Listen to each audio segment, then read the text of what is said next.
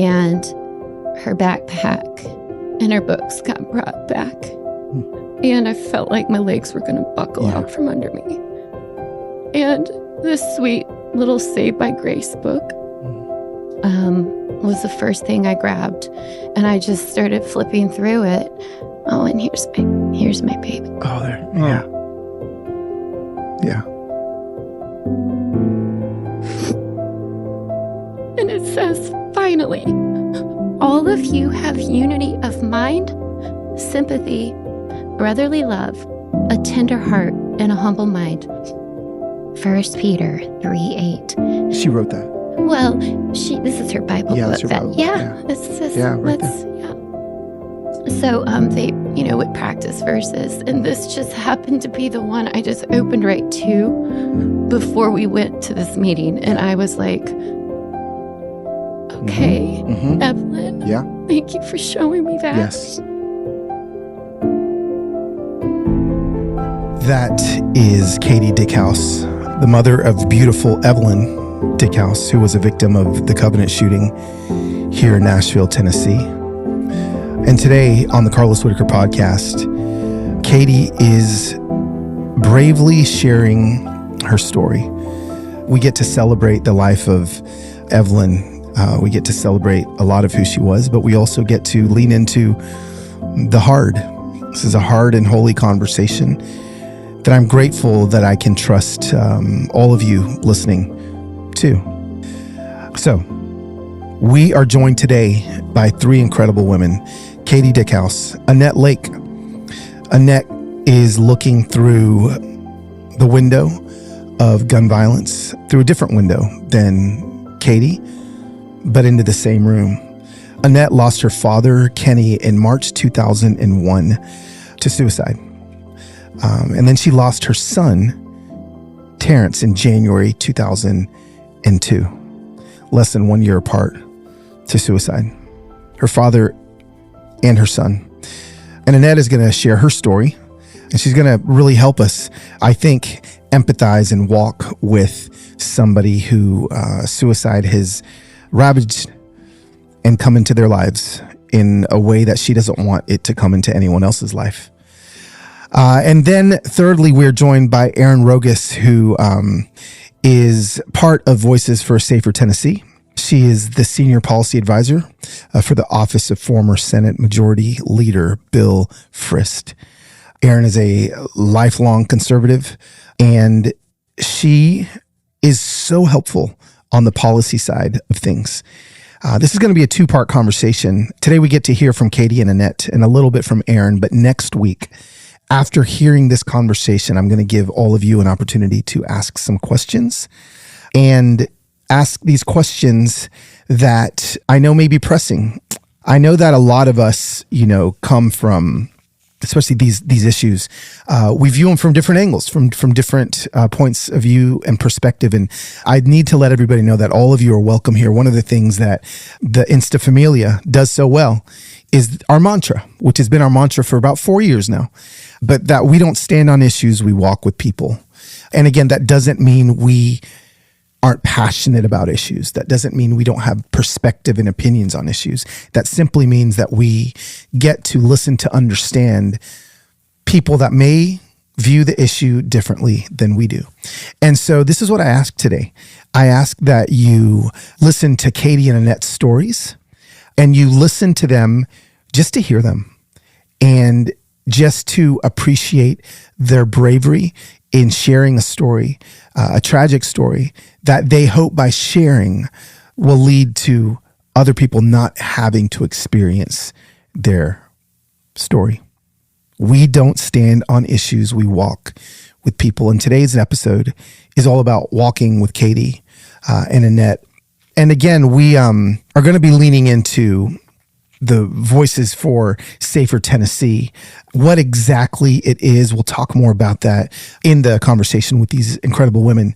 And we're not only going to be talking about Voices for Safer Tennessee, but we're going to be, looking at suicide prevention in Tennessee as well, not only in Tennessee, but all over the country or the world, wherever it is that you may be listening to. So just know that this conversation, we do touch on some things that could be triggering for some people. And I need to let everybody know from the very beginning that if you are experiencing any form of thinking about ending your life, there are lifelines available to you right now.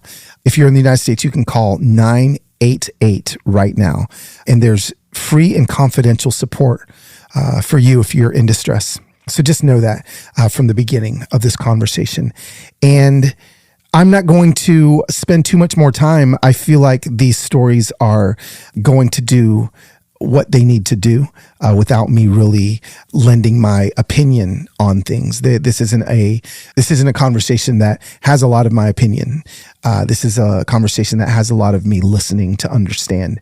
And so without further ado, would you please, friends and family here at the Carlos Whittaker Podcast, lean into this conversation with Katy Dieckhaus, Annette Lake, and Erin Rogus, as we do everything we can to make sure they are heard and things like this never happen again. Okay, podcast familia, thanks for joining me today.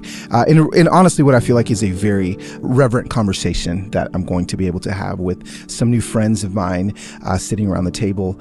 We've got my new friend, Katy. Katy, just say hello to the podcast audience. There she is.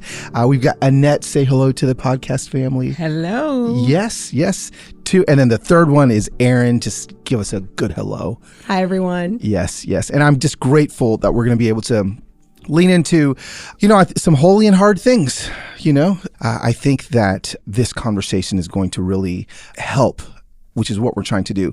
Help people, I think, actionable things, but also to find hope. Because I'll be honest with you, I see hope in everyone's eyes in here. Even if it may be buried a little bit, there's hope there. And so, Annette, I would love for you to begin. You lost your father, Kenny. Yes.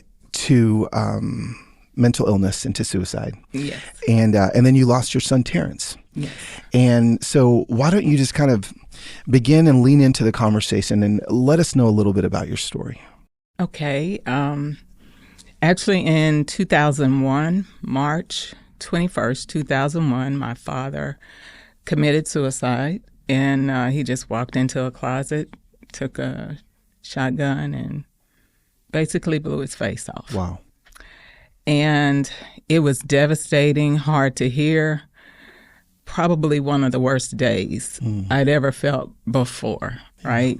So I knew he was kind of a loner type person. So he'd retired, his life had changed, so it was a life-change event, and he just seemed a bit lost. Yeah.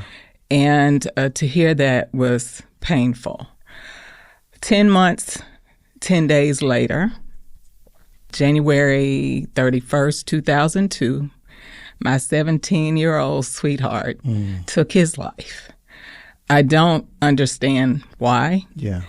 And I didn't, and I still don't take blame or anything for that. I understand mental illness. Yeah. It's hereditary. Wow. And it is something that we walk by every day and we don't see it coming because we are all very good at putting a face on for what the day holds or what we have, planned, and you don't know what's behind it. So that day, January 31st, 2002, changed the trajectory of my entire life.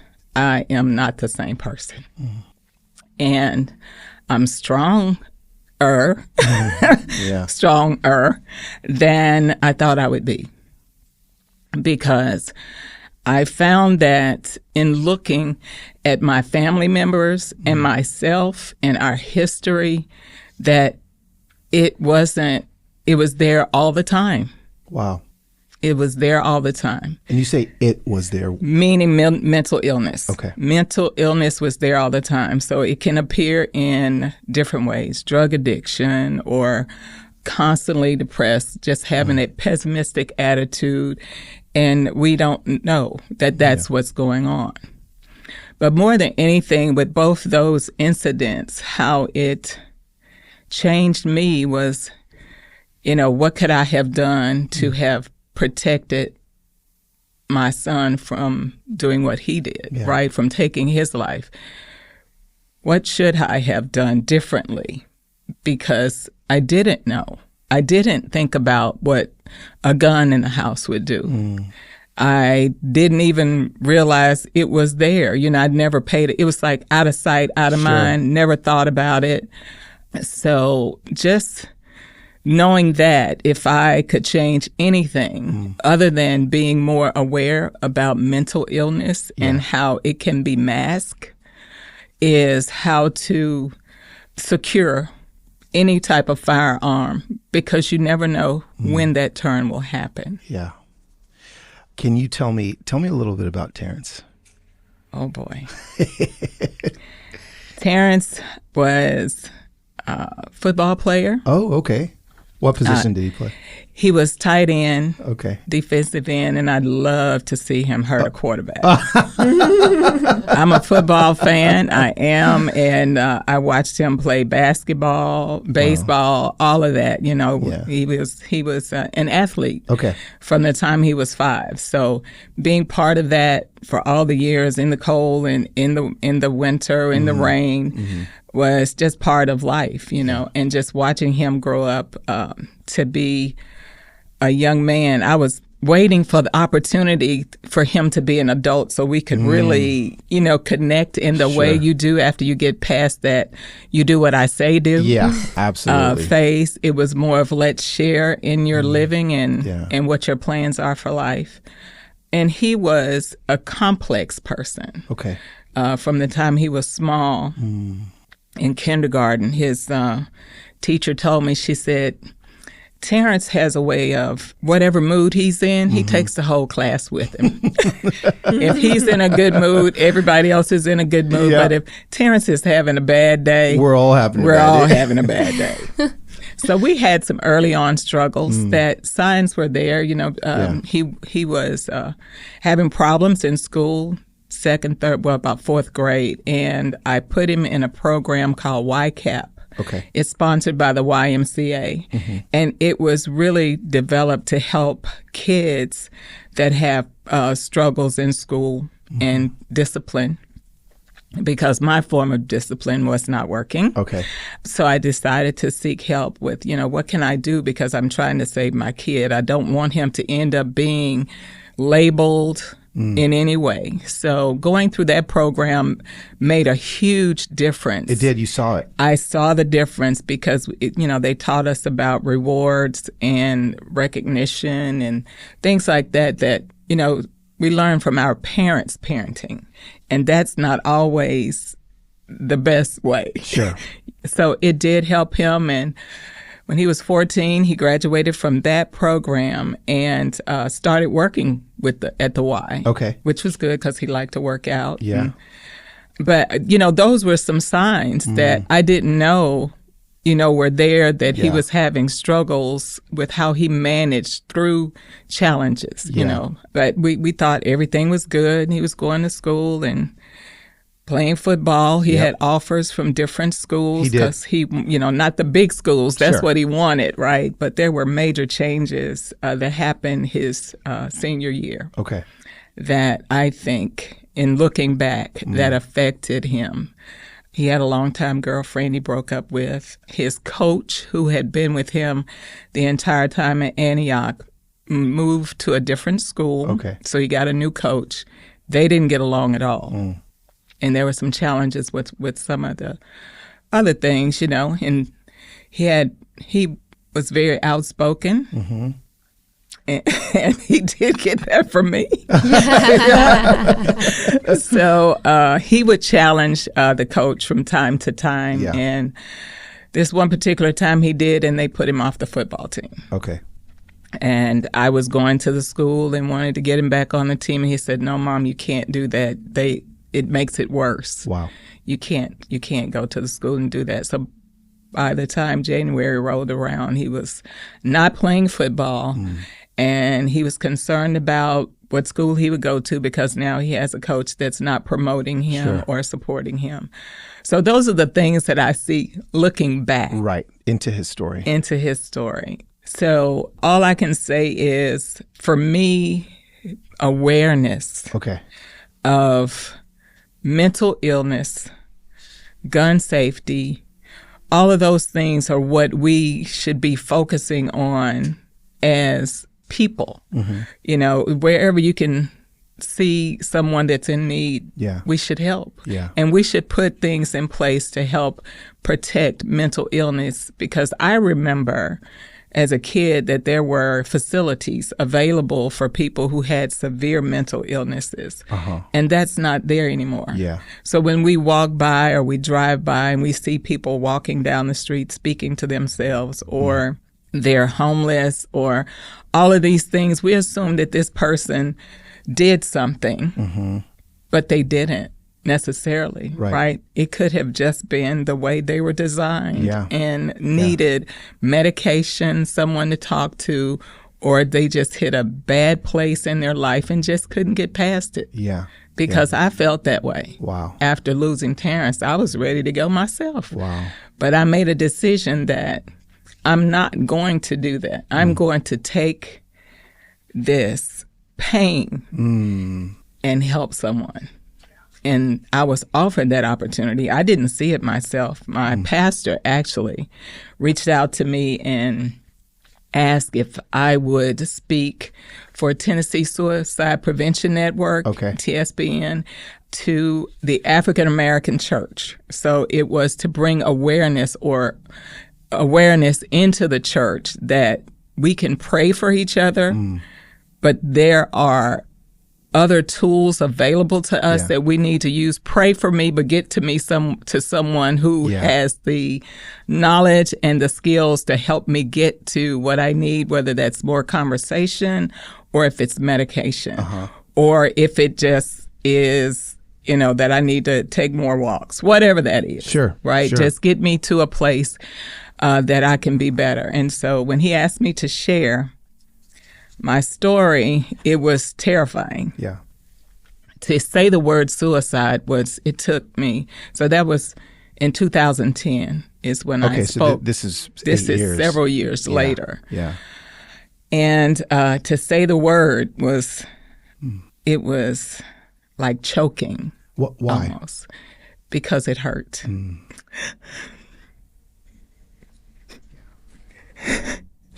And it will always hurt. Because to know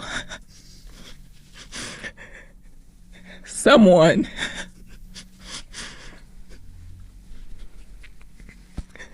oh my God. It's okay.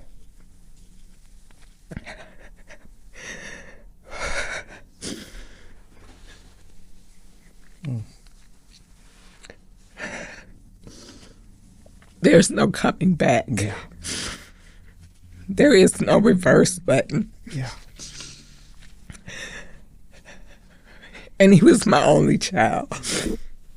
So, what do I do with this love? Where do I put it?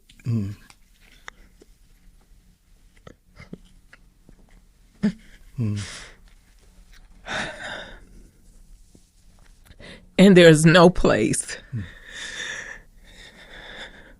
with suicide to point your anger. Because you're angry.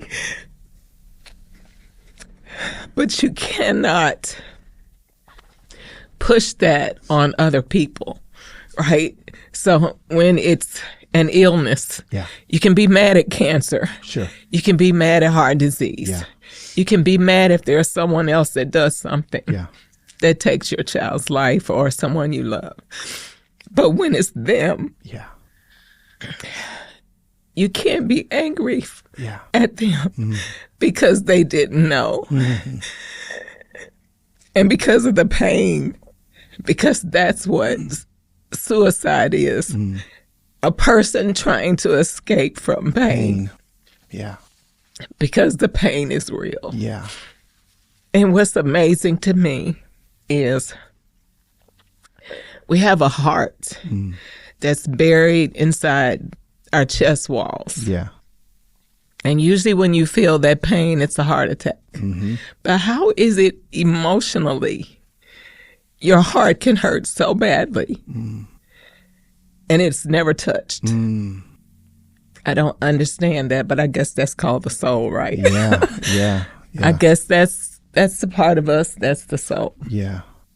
So I just hope if there is anything and I can say or do to influence anyone to save someone from taking their life or the life of others in the process of trying to escape that pain, that my words fall on those ears, and then those that are willing to take action to make that change happen. And it doesn't take much. Sometimes just a hello. How you doing? A for real from the heart. How you doing today? Yeah. Not just how you doing. Yeah. But really be prepared to listen. Yeah. When they tell you. Thank you. Yes, when they tell you. Because when you say for real, now all you've done is you've dug deeper into a place that probably nobody's actually gone. Exactly. And sometimes people are just waiting for that. Yeah. How you doing? Yeah. Yeah. They're just waiting for it. Hey friends, did you know that Americans spend an average of 90% of their time indoors and take about 20,000 breaths a day? Now, there's a whole other conversation about not spending 90% of your time indoors, but since we do, the indoor air that we breathe is 2 to 5 times more polluted than the outdoor air. And in some cases, up to 100 times more polluted, according to the EPA. And did you know that air pollution is responsible for nearly 7 million premature deaths globally? So what do we do? Well, friends, I got one for you. Ready? This is what you can do and what the Whittaker family does as well.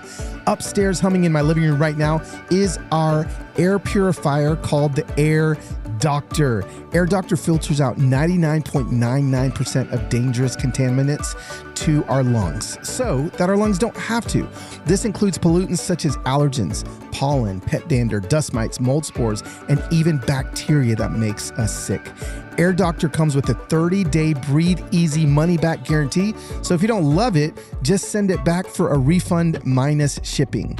What you got to do is head to airdoctorpro.com and use promo code HUMANHOPE. You'll receive up to $300 off air purifiers exclusive to podcast customers. You will also receive a free 3-year warranty on any unit, which is an additional $84 value. Lock this special offer in by going to airdoctorpro.com and use promo code HUMANHOPE. If you need to hire, you need Indeed. Indeed is your matching and hiring platform with over 350 million global monthly visitors. That is insane. So listen, instead of doing all the busy work yourself, right, like scheduling, searching, browsing, doing all the stuff, let Indeed do it for you, okay? Indeed doesn't just help you hire faster. Check this out. 93% of employers agree Indeed delivers the highest quality matches compared to other job sites, according to a recent Indeed survey. One of the things I love about Indeed is that it does it for you literally, okay? Leveraging over 140 million qualifications and preferences every single day, Indeed's matching engine is constantly learning from your preferences. So the more you use Indeed, the more you browse Indeed, the better it gets. Listen, join over 3.5 million businesses worldwide that use Indeed to hire great talent fast. And listeners of this show will get a $75 sponsored job credit to get your jobs more visibility at Indeed.com/humanhope. Just go to Indeed.com/humanhope right now and support our show by saying you heard about Indeed on this podcast. Indeed.com/humanhope. Terms and conditions apply. Need to hire? You need Indeed.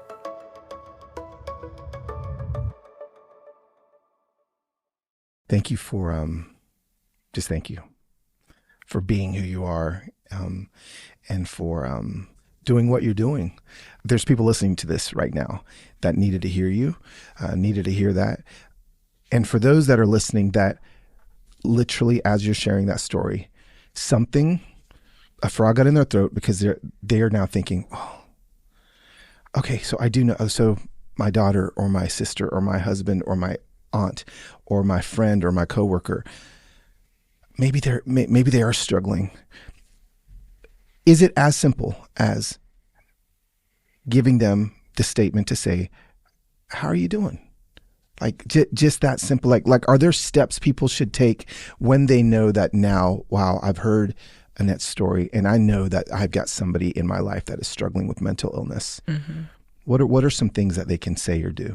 I would say that asking that question and then really having your ears ready to hear and being available. You don't have to have the solution. Right. And I think that's what people think, that they've got to have the answer for them right away. You don't.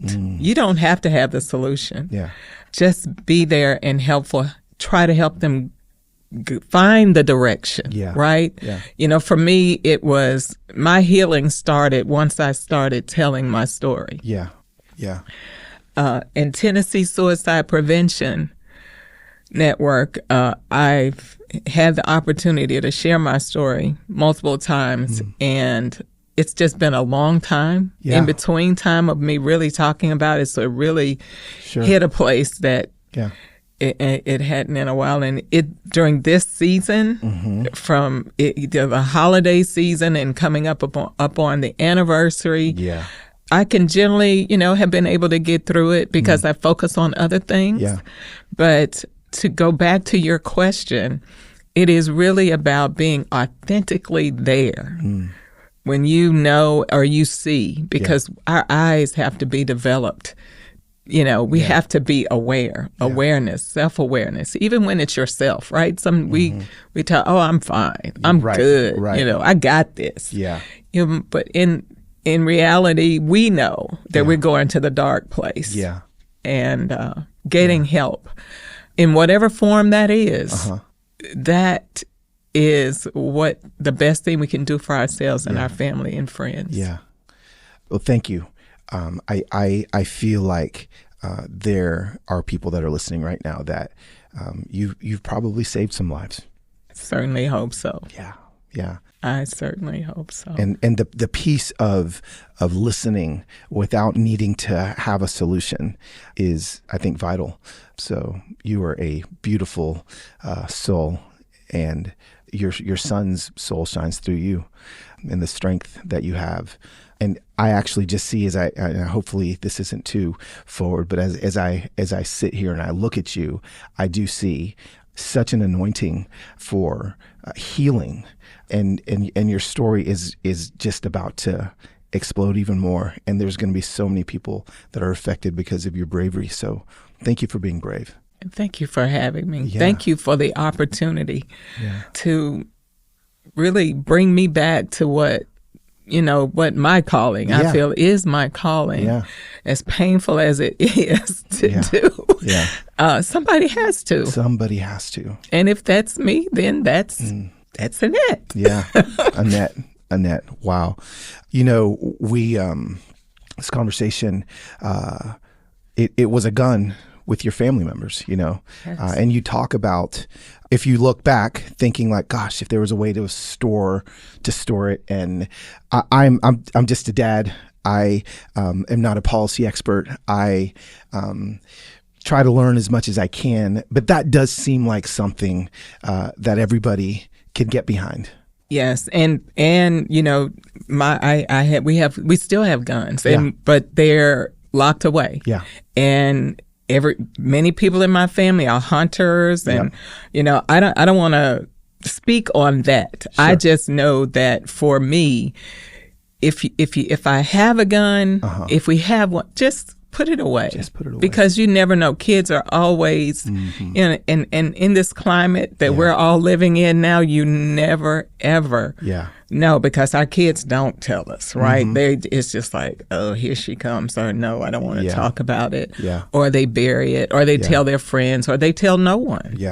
So you need to always protect them from themselves, because you never know whether it's a child or an aging parent, right?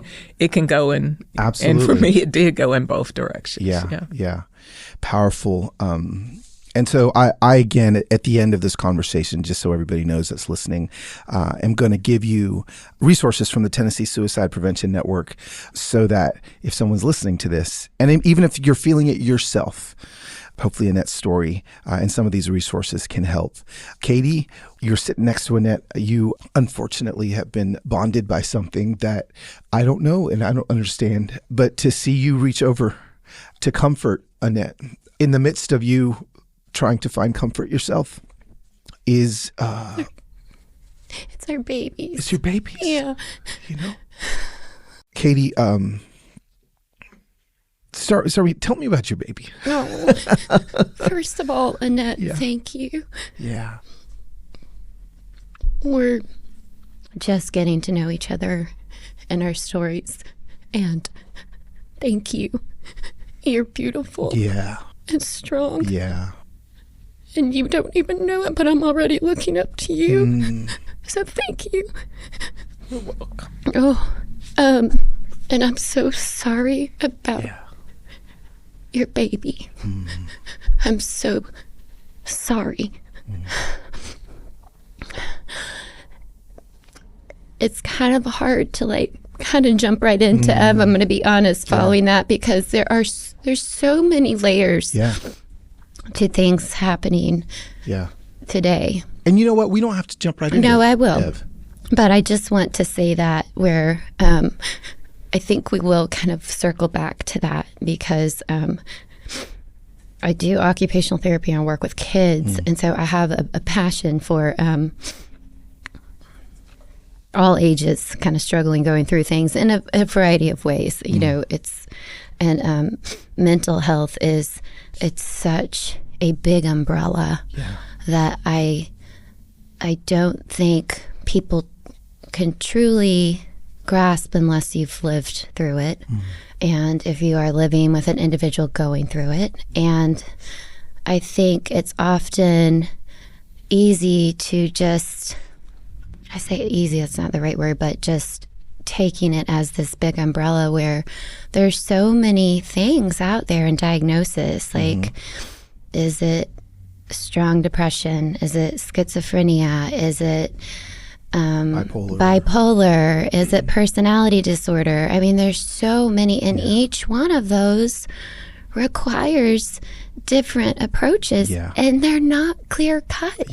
And so you saying you don't have to have the answers right now, I think, that it's a lifelong road for so many individuals and families going through this.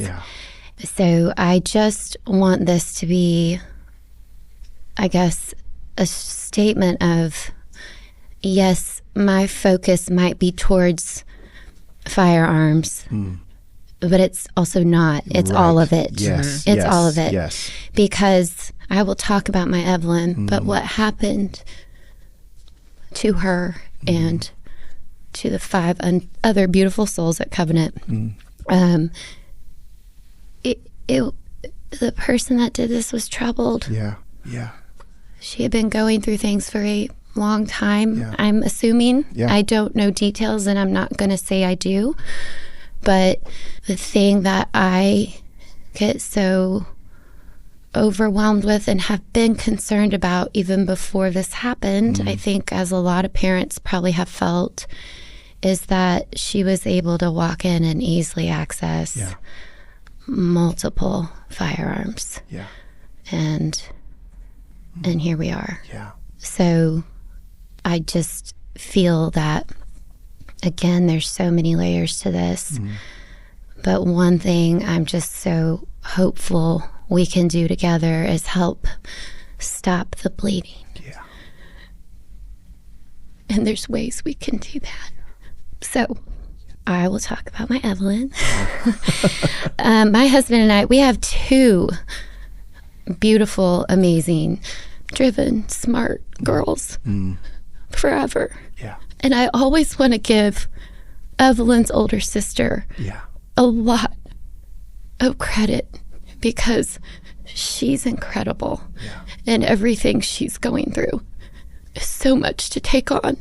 And they were close, incredibly close. And I think her sister, Evelyn's sister, would also appreciate me saying that Evelyn did get away with more than her. She's the older sister, Ev's the youngest. Yes. And so they also were together all the time. Yeah. Tight relationship. Evelyn, she just was a deep soul. And we always knew that. But it's pretty fascinating. You think you do know everything about your child, and then this happens, and it's like, wait, I didn't realize you were that deep. She had a wonderful faith. She's very smart. She just would come home and there would be a project due. Actually, this happened in March. There was a project. She came home like March 1st and just went downstairs, got a shoebox, got some crafts, got some hot glue after school, and just started like making this beautiful creation. And I was like, what are you doing? And she's like, oh, it's for our Bible class. And I said, okay. I was like, well, when is it due? And she's like, March 29th. And she just had it. She did not get that from me. Okay. That did not come from her mother. Right. But she just, she was reading a lot. Her sister loves to read too. And in January of this year, Evelyn looked at me and goes, Mom, like we're faithful people. Right. We're kind of quiet about it, but like we actually wanted the girls to go to Covenant. We did a COVID switch. Evelyn did 1 year pre-K there, and we loved it, and we thought it was such a beautiful, sweet school, and they really celebrate each individual kid. And then during COVID, we just had to kind of make this decision because we were running out of sitter options. Sure, so many families were kind of going through, and we felt Covenant would be a great fit for both our girls. And it is, and it was. And I want you guys to all know that. Yeah. Covenant was a safe school. Yeah. I want everybody to hear that too. Yeah. So we took them there to help kind of grow their faith, along with continued academics and finding their own individual paths. Yeah. And they loved it. And so I feel like Covenant helped grow her faith even more. My husband and I tuck the girls in every night, each individually, and we'll say our prayers. He does his own thing with them. I do my own thing, but it's such a sweet time. And I actually had a parent go through a similar thing, say that she still tucks her kids in, that she has lost. And so we're doing that. Yeah. So we still tuck Evelyn in. But I went up to tuck her in January, and she goes, Mom, I am going to read the Bible this year. That's my New Year's resolution. And I go, what? Wow. I'm like, she's 9. I'm like, very driven. Maybe your mom should do that. Like myself, I should maybe try to do that. And she goes, I'm going to start reading it every night. And I have her Bible with me in my lap right now for the listeners. And anyway, she tabbed it. She's so organized. So this is a year. And then this is today. And she made it to Genesis 18. And she was like, Mom, I don't think I can do this. And I was like, well, I am really impressed you wanted to try. Yeah. So I tried to just tell her to, if you want me to help you, I'm here for you. Like, just let me know. And it kind of fizzled. But I didn't even realize she had been underlining things in her Bible. And she underlined, God saw all that he had made, and it was very good. Wow. And she underlined, walked faithfully with God. Noah found favor in the eyes of the Lord. And then she underlined, I will make you into a great nation, and I will bless you. I will make your name great, and you will be a blessing. Mm-hmm. And I love this little side note, too, because, again, she had this little, fierce, skeptical side, too, to her, Sure. But it's just I believe God can do the unbelievable. And it's either A, without a doubt, B, possibly, C, maybe you used to, but no, I don't know. She put B, possibly. She's like, I still am learning here. Let's see, Yeah. And then wow. I tell this story often, too, that just one of the hardest days after everything happened was getting her school stuff back.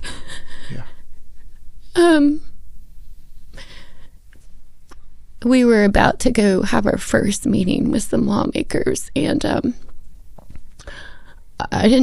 we don't know what we're doing. This is a whole new world. Both my husband and I are in healthcare, and her backpack and her books got brought back. And I felt like my legs were going to buckle out from under me. And this sweet little Saved by Grace book was the first thing I grabbed, and I just started flipping through it. Oh, and here's my baby. Oh, there. Oh. Yeah. And it says, finally, all of you have unity of mind, sympathy, brotherly love, a tender heart, and a humble mind. 1 Peter 3:8. She wrote that. Well, this is her Bible book. That's her Bible book. It's just, right there. So they, would practice verses, and this just happened to be the one I just opened right to before we went to this meeting, and I was like, okay, Evelyn, thank you for showing me that. Yes. That's what we all need to do. She loved music, sports. She was a really good student. She would pick up in her classroom, but it was funny because the teachers would always tell us this, Evelyn's such a good helper in the classroom, helps pick up. And my husband and I would go, well, what about in your room? And she would pick up a room, and I'm realizing I found out she was shoving stuff in a lot of places. So she was a shover. I've kind of gone, I still go into her room every single day. But she has stuff just kind of packed away. Thank you. And then the other thing that I just, in this again, was her school journal. And I just was like, this just message that we're just trying to carry forward. And we have been, since everything's happened, even more so. She wrote Tuesday, November 1st, 2022, my hopes and goals for November. My goals for November are to finish my book project early, which I'm sure she did. Absolutely. And my book early. I hope I can have a humble mind towards my classmates. Another goal is to memorize 1 Peter 3:8. I hope the Lord will be with me this November, and then I can do 20 good things for others this month. Wow. Those are my hopes and goals for November. Wow. And she has a list of ways to be kind. The girls love Hamilton, the play. Yeah. And during COVID, they knew almost every single word. I was like, what in the world? How? I mean, Give your time, give your heart, give your service, give someone something you made. It feels incredible. She wrote that quote in her journal, and it was by Lin-Manuel Miranda. And she wrote, ways to be kind. Someone's sick, make a card, compliment, remember birthdays, lift others up, follow directions. She put one time. I think that means first time. We would say that to her girls all the time. Like, can you just listen to us the first time we ask and not the fifth? Set example. Someone fell, help them up. Smile, help clean up. Play with someone, the golden rule. Forgive. Hug your teacher. Wow. Lift others up. Have people rise in kindness. She just had such a good heart. I think, again, I go back to as parents and we hear the news and things that happen and tragedies, you know, there's always this span of some deep worry. I am talking more of my personal experience, but I feel this others can probably relate to this. And then that worry kind of goes away and you just go on. 2 years ago, 2.5, March 2021, there were some things down at the Capitol being discussed, being passed that would take responsibilities away from firearms. And there was news of a road rage shooting in Nashville, and it was the first of many. Like on 24. Yes. I think I remember. It was a while. It was, because people have asked, like, was it this one? I was like, nope. Was it this one? I'm like, nope, it was before all of these. And I wrote the only email I've ever written to lawmakers. And it was in the evening when the girls were, after they had been tucked in, and I just was so overwhelmed because I just thought, what are we doing? So I just wrote an email saying, I just heard about this on the news. I'm very concerned. Somebody, a witness, compared it to feeling like the Wild West. And I said, please, let's think about what we're doing. And I wrote, I want to continue to raise my girls safely in the state of Tennessee. And I also said, do we really want to raise them like it's the Wild West? What if they're not quick to the draw? My Evelyn and 5 others couldn't be quick to the draw. I don't understand what we're doing. There is a way we can have our rights, but also have the responsibility that's needed. It can happen. And I just feel that there are so many people that want to see something happen for the better. And this is where this feeling of hope does come in. And I just know that so many people are coming together.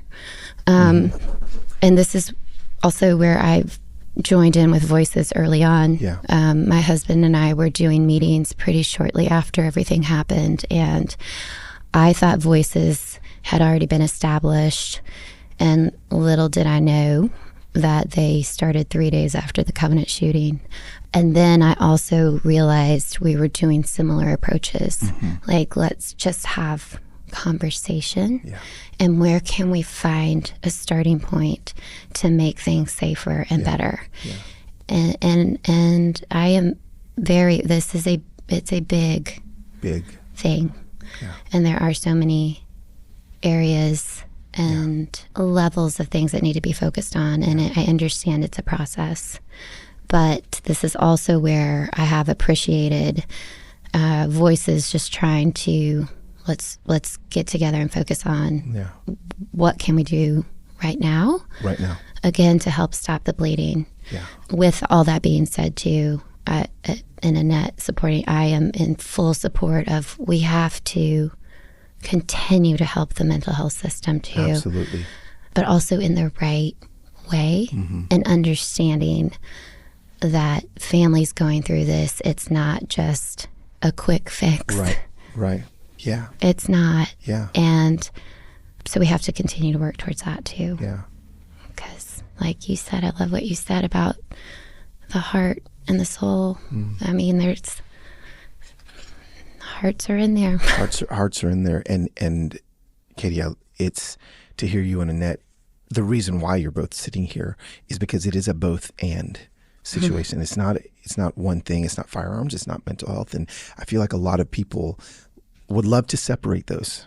And it is blatantly obvious hearing your stories that they overlap, they intertwine, they are connected. And so, first of all, also thank you for sharing your story.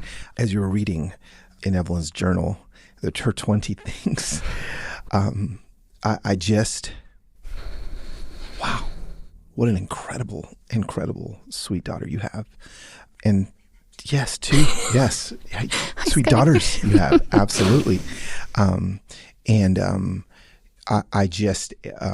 was listening to what you were reading, and just know that your home and your other daughter is filled with that. She taught us a lot today. She did, and it seems like her voice is going to continue to teach people. So thank you for sharing her voice. Thank you so much with us. Friends, when I was a kid, the vitamins my mama gave me, they tasted so good. You know why? Because it was basically just a gummy bear.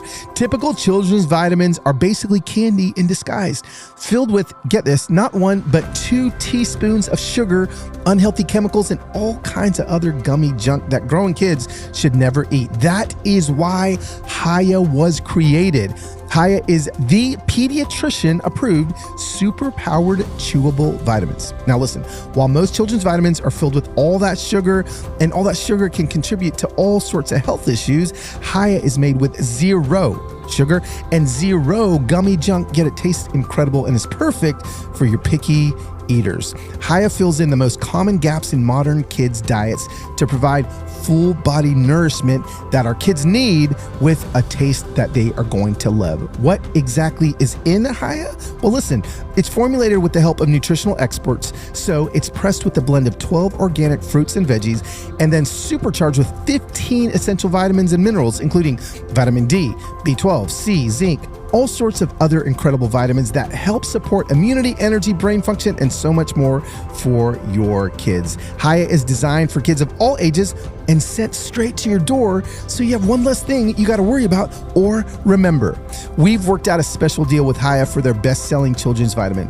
Receive 50% off your first order. To claim this deal, you must go to hiyahealth.com/humanhope. This deal is not available on the regular website. Go to hiyahealth.com/humanhope to get your kids the full body nourishment they need to grow into healthy adults.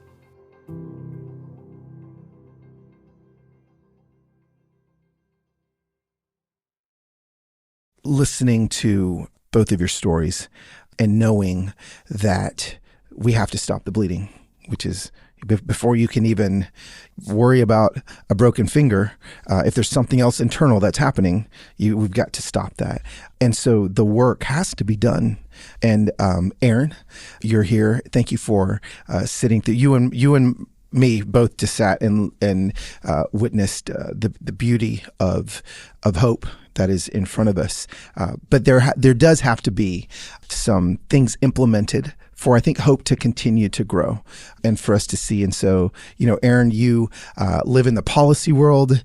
A lot of people are listening to this going like, okay, well, What do I do? Like, how do I, like Uncle Ted tells me this and Aunt Irene, I'm not quite sure why I picked Ted and Irene, but if you're named Ted or Irene, we're not, I'm just saying, they look at this completely, with different perspectives, and they're telling me this, and I'm telling, and what Voices for Safer Tennessee, the thing I love is that it is, we do have a Ted and Irene in there together trying to come to solutions. And so, first of all, let me just start here. Everybody's just always hearing about the Second Amendment and, don't take away my Second Amendment rights or whatever it may be. What actually does the Constitution say about guns? Can you kind of start leading us into this conversation? Sure, and happy to. And I just want to take a step back for a minute. Yeah. And Carlos, just thank you for even having us here to have this conversation. These are exactly the important conversations we need to be having in these places where people are sharing their stories. And Annette and Katy, your words are so powerful and make me, have hope and inspiration for the work that we're doing now with Voices for a Safer Tennessee. And I'm the policy director for Safer Tennessee. And just a little quick background on the organization. We're a nonprofit, nonpartisan coalition dedicated to advocating for pragmatic firearm safety laws and promoting responsible firearm ownership here in Tennessee. Yeah. And as Katy mentioned, started in just a few days after the Covenant shooting, just a group of concerned parents getting together in a backyard saying, something's got to change, what can we do differently? And it really just grew from there to 1,000 really engaged individuals trying to make a difference. And, now we have nearly 30,000 coalition members across the state in all 95 counties. And it's, people from all walks of life. It's Republicans, Democrats, Independents. There's not one single person that represents Safer Tennessee. Yeah. We are, all different people across the state. And, myself personally, I'm, a lifelong Republican. I've worked in Republican politics my whole life. We have a gun-owning family, but feel very strongly there's a way that we can balance our rights with responsible public safety measures. Yes. And so Carlos, to your question of kind of what does the Constitution say? Yeah. So the Second Amendment to the Constitution, and I'll quote it here, it says, a well-regulated militia being necessary to the security of a free state, the right of the people to keep and bear arms shall not be infringed, close quote. And so for many years, kind of legal scholars argued what exactly that meant. But there was a landmark decision in 2008, Supreme Court in the District of Columbia versus Heller. I actually was living in D.C. at the time when this came down, so that there is an individual right to own and bear arms. And so that has kind of shaped a lot of our firearm policies since that. But I think we have to remember that, as the Supreme Court has shown multiple times with any rights, you can put in place regulations for public safety. We think about our First Amendment with free speech. There are classes of speech that are, prohibited. Defamation is unprotected speech. Fraud is unprotected speech. The incitement of a riot is unprotected speech. Absolutely. And the common thread here in all of these is that these types of speech cause harm to others. Yeah. Right? So when we're looking at the Second Amendment, I think we all agree, you want to be able to protect yourself. You want to be able to, if you want to go out and hunt or engage in, any sort of recreational activity there's a long history of that here in Tennessee, as and also to, fulfill what the Constitution has written. Absolutely. People should be able to certainly purchase firearms. But when it starts threatening public safety, when it starts becoming a public health crisis, which it is now today, it is in 2020, for the first time in our nation's history, firearms became the #1 killer of children in the country. It surpassed car accidents for the first time ever. That's serious. That's serious. We're clearly causing harm now.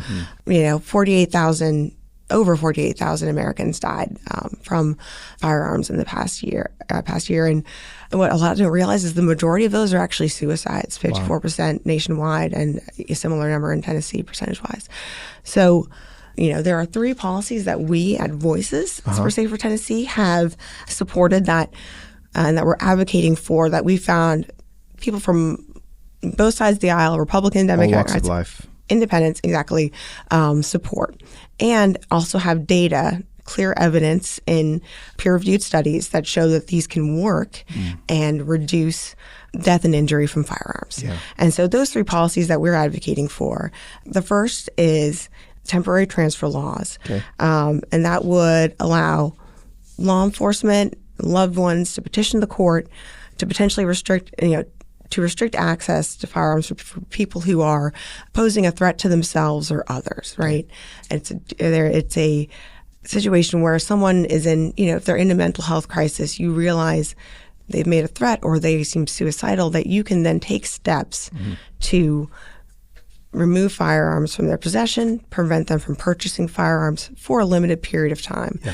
This also serves as rights retention, right? So that when these individuals, they can get the opportunity to have treatment, get to a better place so that they can still retain their Second Amendment right, but, prevents them from, as Annette said, unfortunately, suicide's permanent. Yeah. So it's something that you can't come back from. Yeah.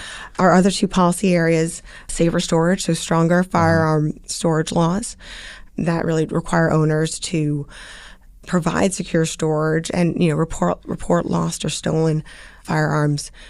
A shocking stat that I think I learned this past year that I didn't realize is that Tennessee is number 1 in the nation for firearms stolen from vehicles. Really? Yeah. And so we've seen it skyrocket, kind of dating back to 2013 when we passed the guns in trunks law that allows individuals to store firearms in, unoccupied vehicles.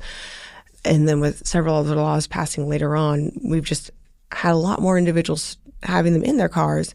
And unfortunately, people just sometimes forget to lock their doors. Sure. A lot of it's just individuals going and trying door handles until they can find one that's open and going through the glove compartment and, or center console or under the seat. And, in Nashville, this past year, 80% of firearm thefts was from cars. Vehicles. So, and unfortunately, when firearms are stolen, they are disproportionately and much more likely to be used in criminal activity, right? Yeah.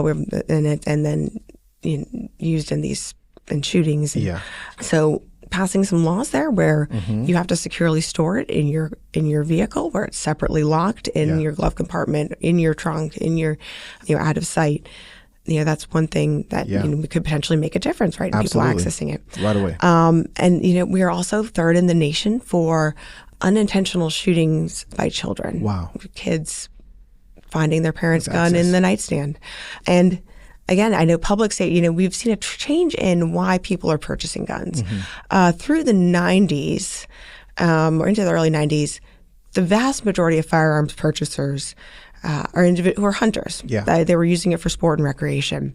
That really changed, particularly starting in the 2000s. It's really switched now to public safety. People are concerned for their own safety. They feel like they need to protect their families, and they have that right to do that.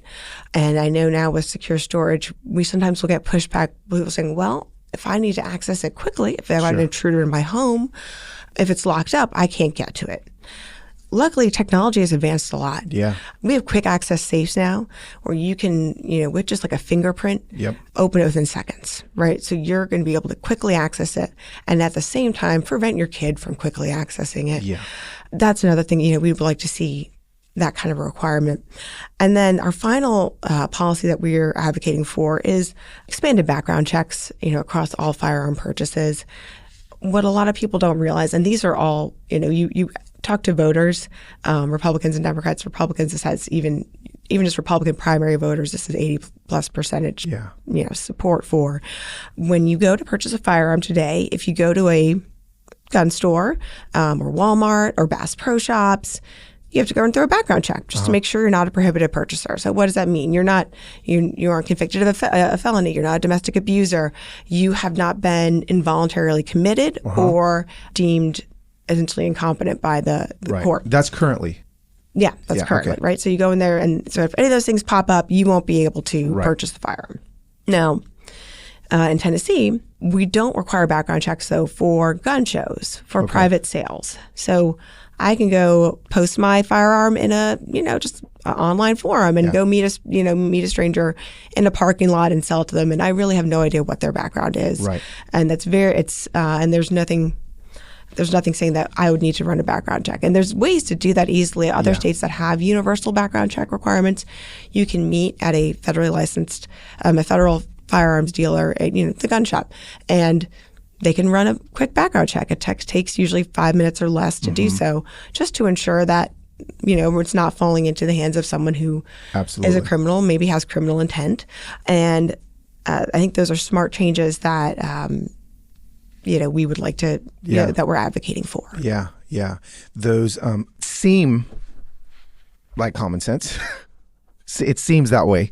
But maybe you can answer this. You've worked in politics. Sure. Why does it feel so impossible? Why does I hear you and I hear my new friends' stories, and I just think 100% of human beings that hear this conversation should just be like, of course, let's make it happen. What's getting in the way? So I want to acknowledge that any change takes time. Yes. Right. So when I said firearms became the number one killer of children in 2020. Yeah. That's because, we're seeing an increased number of children dying from firearms. Right. That number's increasing. But we're also seeing a reduction in children being killed in car accidents. And why is that also happening? Because over decades now, we have put in place regulations to improve car safety. Yeah. Right? We require car seats. We have airbags, seat belts, speeding laws. Yeah. All of these things have taken years and years to put in place, and now we're seeing the results of that. There being a decline, and for all those changes, I'm 40, and so my parents had a car seat for me, but they, I'm sure some of us in the room have, maybe they didn't, that wasn't a requirement. Or the seatbelts, there was a huge pushback when people required seatbelts and things along those lines, and so it's not going to happen overnight. And so I think another reason it feels hard and is taking time is there has been, I think over the last 2 decades, increased polarization in the country. A couple of things have contributed to that. I think one is where we get our news sources. Right now, previously everyone kind of would have watched the same thing, 2 or 3 evening news programs. We've had, the internet, social media, 24-hour news cycle with cable news. Yeah. Now people have a lot more sources, and we have a tendency to listen to the people that, maybe have similar views to us. Yeah. And the way the algorithms work, they will give you more of that information. Yeah. And it kind of creates an echo chamber where people aren't presented with differing views. And so it creates factions that I think are contributing to this polarization. The other thing I think is we've gotten really good at drawing districts. We've got terrific technology where we can make a really safe Republican seat or a really safe Democratic seat. Yeah. And those lines are redrawn periodically, usually every 10 years. And it's gotten to the point now where there's very few purple seats. And now people are running really, the race to win is the primary. Okay. It's not the general election. So you're not trying to appeal to the broad spectrum of individuals in your district who are voting in the general. You're trying to appeal to the polar ends of your, who are the folks that generally show up to vote in that primary. So I think that's pushed our candidates further to either side, whether or not they fully want to be there. Absolutely. That's where they kind of have to be to get elected now. Yeah. So I would say that that's kind of made policy making a little bit harder.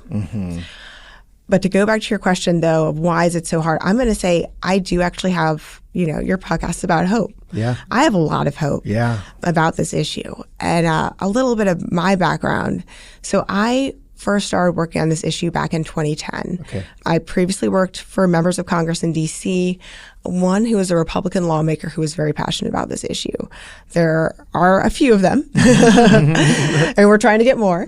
But his father was a police officer. He saw how the proliferation of firearms was affecting the safety of police, that they were being outgunned. And, we would be the lead on the universal background check bill in Congress. We had several other fixes to try and increase background checks. reduce firearm trafficking. And, we'd usually get the same 5 other Republicans on it, and it wouldn't really move. And then in 2012, Sandy Hook occurred, the Sandy Hook school shooting.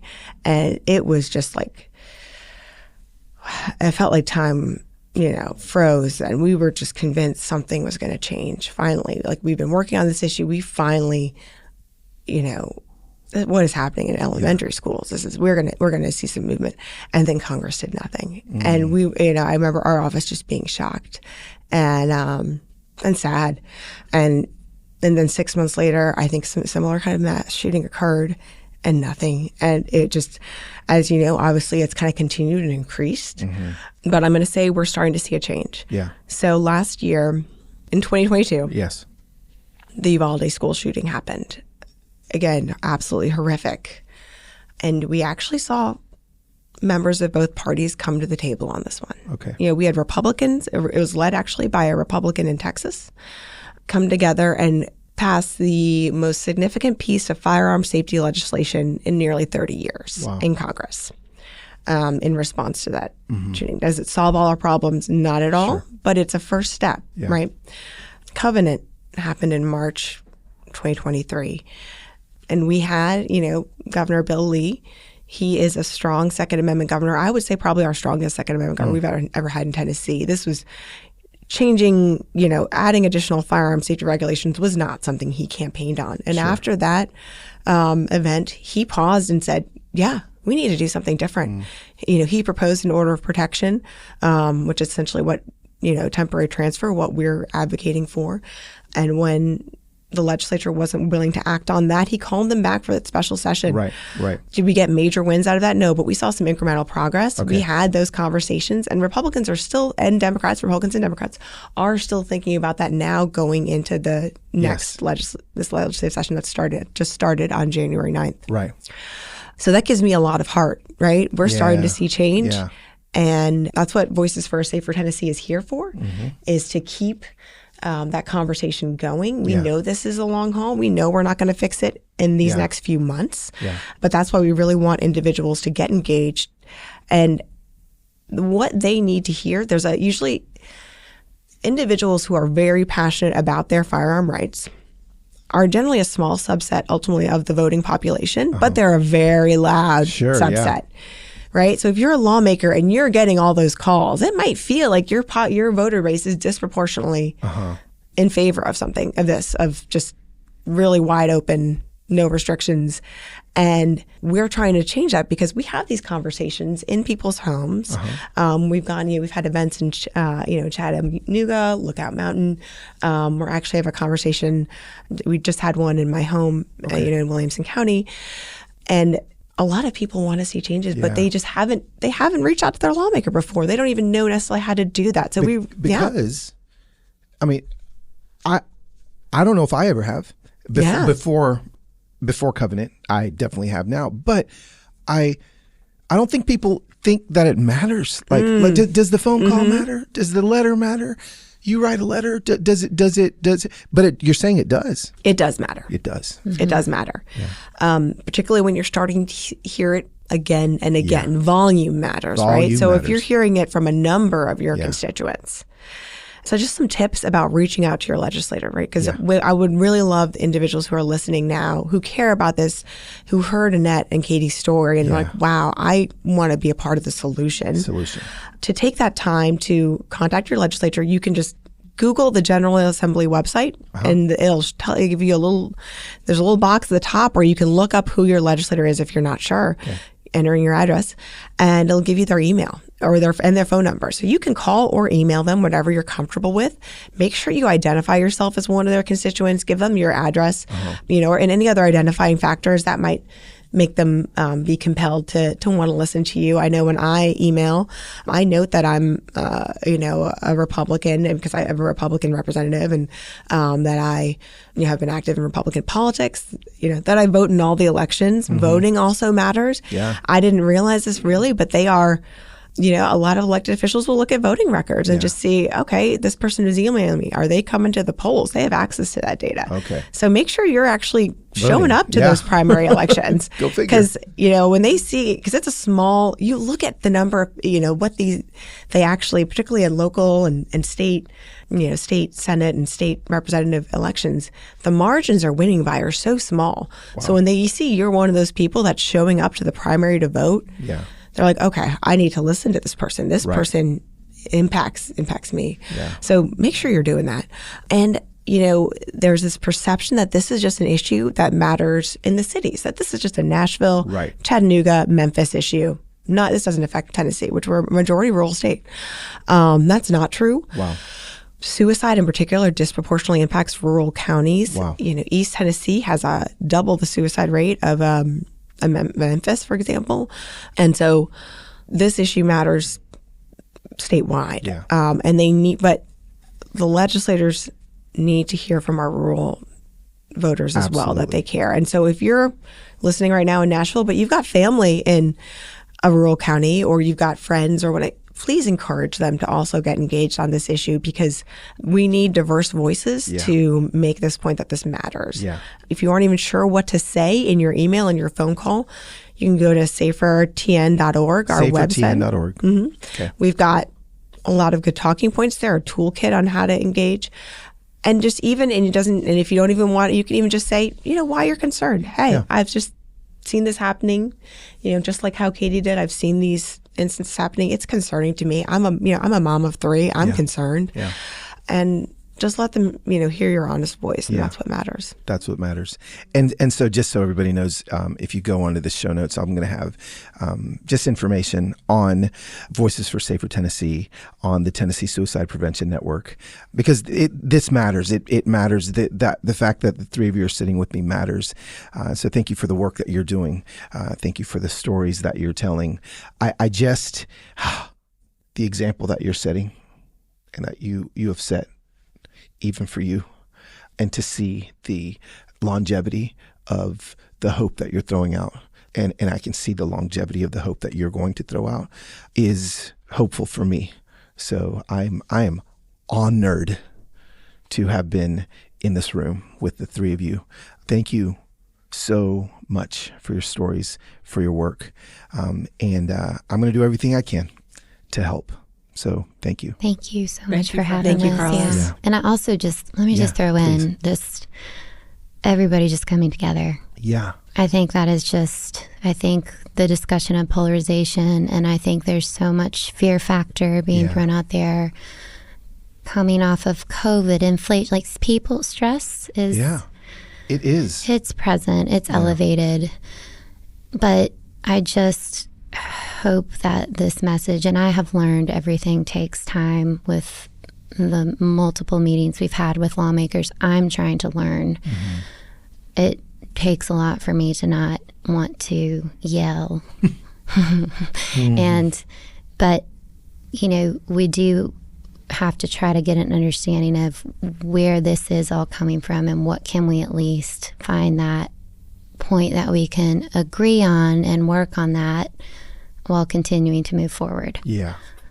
So thank you for your message of hope, because we need it, and Absolutely. It's there. It is present, and it is.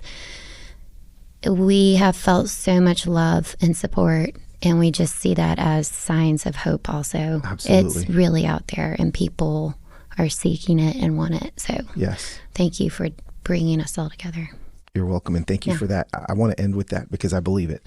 I believe that anyone that's listening to this conversation, no matter what trauma or trial you find yourself in, there is hope. And I'm breathing it because of the breath that you guys are expelling into this room. I love you all. I do. So thanks for being here. Thank you for having us. Thank you. Thank you so much, Erin, for that incredible unpacking of what can be done. And thank you, Katy, and thank you, Annette, for your bravery in sharing your stories. Your story and your bravery will impact myself and my listeners, I believe, for the rest of our lives.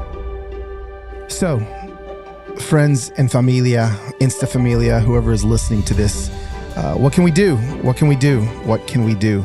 First and foremost, again, the Tennessee Suicide Prevention Network. You can find out more information on them at tspn.org. If you are even remotely having thoughts of suicide, please call 988 for a free and confidential support and somebody that can help you in your distress right now. You can also join the Coalition, which is a newsletter to receive important news and updates on firearm safety in Tennessee. As well, you can always visit safertn.org to learn about all of the incredible ways that Voices for a Safer Tennessee is leaning into this issue and leaning into doing everything that they can with our support to make sure that things like this never happen again. Now, understand this. We have an opportunity. I'm giving you an opportunity to ask any questions that you may have for Erin. Erin has made herself available for the foreseeable future, honestly, but I'm going to do a question and answer podcast for those of you that may have questions about this. And Erin is going to be our resource here. This is what she does for a living, and I'm super grateful she's going to. So here's what you can do. On my Instagram this next week, I'm going to be putting up a question box where you can all ask any questions you may have when it comes to gun safety and gun legislation in particular. You know, I know that there's many people that are scared, you know, that their rights are going to be taken away. I think very valid concerns. So any questions you may have, there's going to be a question box on my Instagram. You can also reply in a question on Spotify. Also, you can email Whitney from Wisconsin, Whitney@carloswhittaker.com with 2 T's. And I look forward to being with you next week on another episode of the Carlos Whittaker Podcast.